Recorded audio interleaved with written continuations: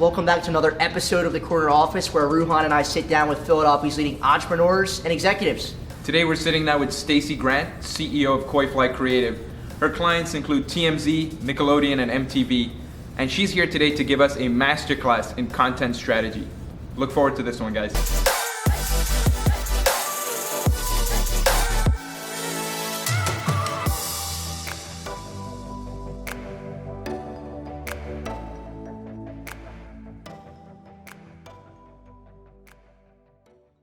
The first step to planning your content strategy is understanding who your audience is. Take it away, Stacey. So one of the things we try to do at Koifly is sort of data-driven strategies. So we'll go to a brand, or a brand will come to us and they'll be like, we want video. Right. And I'll say, okay, you want video, but who are you trying to reach? Who's your audience? What are you trying to say to that audience? Like, who are you? What's your unique selling proposition? And once we find that out, which we can do at Koifly through science and art, we have actually data that we can go search and find out who their audience is and what their audience is searching for. So let's say, we had a construction company come to us and they were shifting their brand, and we're like, who are you trying to reach? And it's, believe it or not, construction companies reach women over the age of 35 because Really? They're waiting for their husbands to make remodels in their house. Oh, and when they don't, when they finally, the women are finally like, okay, I need to call a construction company now. So construction companies are trying to reach women from 35 to wherever. So we kind of figure out what are these women searching for online? Let's create content where they're searching. So we're bringing the client to their audience directly by the content that we create. And then we create something beautiful about the brand, mostly their story, so that it sells to the people that they're trying to reach. Awesome. Yeah, I mean, I was surprised to hear that women were the target audience for construction, because when you hear construction, you think like, right, it's a big manly thing. So understanding your audience is a key step in that content strategy. Exactly. Now, I know video is a big thing, and there's also other types of content like Instagram stories or photos, etc. Where do you see content changing in 2020? What's the latest trend? So what we're seeing right now at Koifly is a huge movement to vertical video, which we resisted for so long, because if you're a video production company, you just want to shoot beautiful, horizontal, 16:9, gorgeous cinematography, film-like quality. Right. But a lot of my brands want to do that, like Ford, Infinity, like big, huge brands. Like we've had, and even like smaller brands. Like we had like a beverage brand that wanted to get bought by a huge investor. So we did a story for them, and we did little snackable videos for them. But what they really are doing now is making sure that while they're shooting everything else, they're shooting vertical video, which we can do like within a frame grab in our camera. So we shoot the vertical video and they put it on their stories. So Instagram stories and Facebook stories are huge right now. So is that because people are consuming content vertically now? Like no one turns their phone to watch a video? That's what I've been told, that Really? I always watch, I'm old, so I always watch video like horizontally, but apparently people are locking their screens so that they're only seeing vertical, and 85% of people are on mobile. At least 85% of people are on mobile. So they really want to watch everything vertically. And so we'll do like really cool graphics. Like, I don't know if you've seen, we have a retail brand we work with called Boyd's in Philadelphia. And we work with Christian Crosby from the 76ers. He's got this brand called Live Life Nice, which is super cool. We shot his entire shoot vertically. Wow. Yeah. So that's a huge change, right? From how it was previously done in the We industry. resisted it, as so I have on my team like really experienced producers, cinematographers, marketers, strategists, and we're all, we always want to do like the most beautiful horizontal footage. But now everybody's shooting vertically too. I would say do both though. I would say definitely don't do one or the other. And for Christian, we'll also probably do horizontal for him too. Yeah. Life's all about balance, right? Exactly. So now, I think about Matt, our friend Matt over here, for example, and he puts videos out and he's kind of building a personal brand. How important is personal brand to a company's success? I think that right now personal brand is very, very important. It doesn't have to be everything, but it really should be the personification of your brand, especially for millennials and Gen Zs who are coming up and buying. They don't want to be sold to. Yeah. They want to actually have a story that they're listening to. So the more personal that you can be within your brand, the more I think people are going to buy from you, just by osmosis. So, and that's B2C, but it's also B2B. Yeah. So the consumers are looking for that, but we also work with companies who are reaching out to businesses like Mobiquity, which is a huge tech company that we work with. And they came to us because they wanted internally to get more recruitment. So they wanted recruitment videos.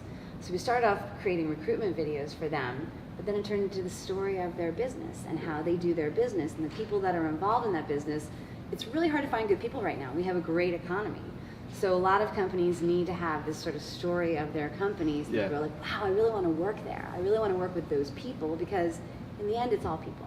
Right. And I think, you know, a lot of it is people want to work with someone who has a social purpose and kind of a purpose-driven mission. And that's something you guys are working on at KoiFly as well, right? Yeah, we actually, you know, Saxby's, the brand in Philadelphia, Saxby's. So we've worked with those guys. We've created videos for them. I've listened to Nick speak millions of times, and he's sort of an inspiration for me because he has this experiential learning program. Yeah. So he's I think a great example of a purpose-driven brand. So at KoiFly, we started off in nonprofit. Like the first video we ever did was a PSA for a nonprofit that I worked with that I was trying to bring national, called Family Lives On Foundation. Nice. So they're like this nonprofit that deals with children whose parents have died. And what we did for them, for these kids, was create a tradition every year where they would celebrate the death of their parents with a tradition that they did with them. So let's say they love baseball. We would make sure that they were able to go see a baseball game every year, bring their whole family, and it happened until they were 18 and they graduated from the program. So we created like a little nonprofit PSA for them called the PB&J PSA, which is still on our website now, which is about how moms cut their sandwiches. Okay. It's pretty cute. Oh, that's cute, But that's how I fell in love with this business, so I wanted to go back to my nonprofit roots. We also worked with the International Rescue Committee in bringing refugees over. We did a piece called The 1%, where we actually followed a family from Myanmar, which is like a refugee camp in Thailand. Yeah. And we went on the plane with them to Utah and watched what happened to them when they came into the United States and how the IRC, and it's really only the 1%, and now it's probably less with what's happening. That was a few years ago. It was 2016. Anyway, we love that stuff, so we're creating a program called Fresh Filmmakers. We're working with a nonprofit called Chester County Futures.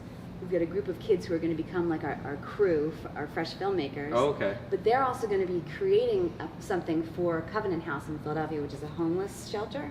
Have you heard of Covenant House? I haven't, but yeah, I'll look into it. Yeah. So they're going to be creating a deliverable for them, like a video for them at the sleep out.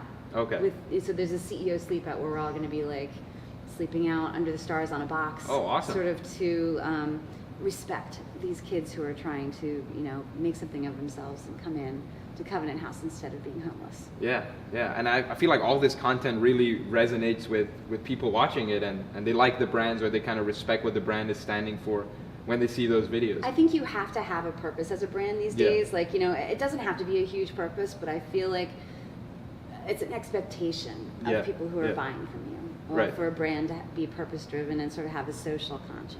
It's not all just about making money anymore, right? And put all of that in your content. Yeah. You know, put all of that in your content strategy, because everyone wants to see what you're up to and what you're doing, because it's such a world that's out in the open now and in public. Right. Awesome. Well, now we reach one of our favorite portions of the show, which is the question of the day, where our guest poses a question to the audience. So what's your question, Stacey? Okay, I guess my question, and do I talk to the camera or you? Yeah, you can. Okay. So I guess my question is, why are you not creating visual content all the time? But also, just a caveat, do not create low quality visual content. Make sure it's high quality, because if you put low quality out there, it's going to hurt your brand. Interesting. Yeah. So, you know, one thing that I've heard in the past is production over perfection, which is, what's your take on that? Interesting. Okay, I understand that, production over perfection, like definitely get it out there. But let's say you're looking at a brand online and you see that they have like really kind of gross, grody, like gritty, like production. Yeah. What are you going to think of that? Yeah, poor quality brand, right? Or they don't care, or something along those lines. Exactly. I think it's like sort of commensurate to the quality of the brand is the quality of the content that goes out there. Same thing with I think like really bad photos or anything else that you have on there. Or really bad writing. Like what if someone's writing a blog, which is also content, which works really well for SEO, and there's a bunch of spelling errors. Yeah. Like you just, you know, you wouldn't say just throw anything on the blog, right? No. You would always double check that and edit it. Like that's the way I feel about production. For sure. No, I've heard that a lot. That's why I wanted to ask you, like, what you thought. Thank you for telling me that. I'm gonna get rid of that right now. Yeah. Well, listen, it was really great having you on. Appreciate it. Here. If your brand needs a digital branding tune-up, get in touch with Stacey. She's got all the knowledge, all the know-how. And thank you. KoiFly.com. Stacey, where can our audience connect with you? KoiFly.com, and also call me up. Cool. Thanks for watching another episode of The Corner Office. Look out for episodes weekly, and have a good day.